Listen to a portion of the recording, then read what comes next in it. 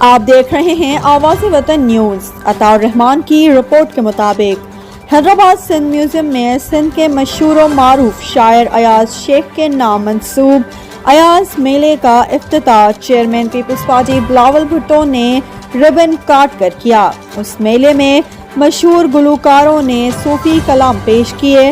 اس تقریب میں شاعروں اور سیاسی سماجی شخصیت کے ساتھ خواتین کی بڑی تعداد نے شرکت کی، اور اس تقریب میں ایاز شیخ کی شاعری کی کتابوں کے اسٹال بھی لگائے گئے۔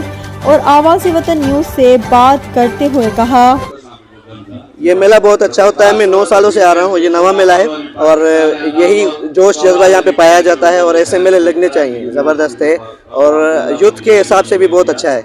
اور آواز وطن کا میں بہت شکر گزار ہوں جنہوں نے آ کے اور یہاں پہ کوریج بھی کی اور میں نے انٹرویو بھی لیا ہے۔ تھینک یو سو مچ۔ یہ جو میلہ ہے نا، یہ ہر سال لگتا ہے، یہ نواں میلہ ہے ہمارا، اور اس میں اس دفعہ خاص یہ ہے کہ یہ 100 سال جو ہے نا، 100 سال کا برتھ ڈے ہے، اس وقت سالگرہ ہے ایاز شیخ ایاز صاحب کی، تو ان کی پوئٹری کو جو ہے نا، ان کی شاعری کو، ان کی کتابوں کو، ان کے گانوں کو جو گائے جاتے ہیں، ان کو یہاں پہ ہم سیلیبریٹ کر رہے ہیں۔ خیاز میلہ خانہ بدوش رائٹرز کیفے کے سین میں منعقد کیا گیا ہے۔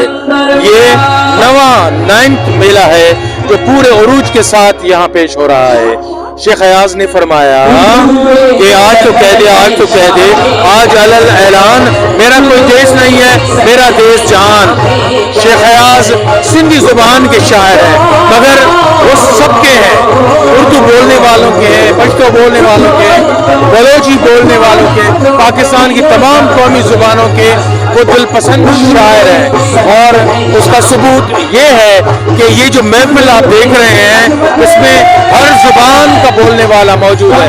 پشاور سے انٹلیکچوئل دانشور آئے ہیں، لاہور سے آئے ہیں، کراچی سے آئے ہیں، تو یہ دراصل خراج تحسین پاکستان کے ایک ایسے عظیم شاعر کو ہے جس کو تمام زبانوں کے بولنے والے پیار کرتے ہیں۔ تو شیخ ایاز کو ہمارا سلام، ہماری آئندہ نسلوں کا سلام۔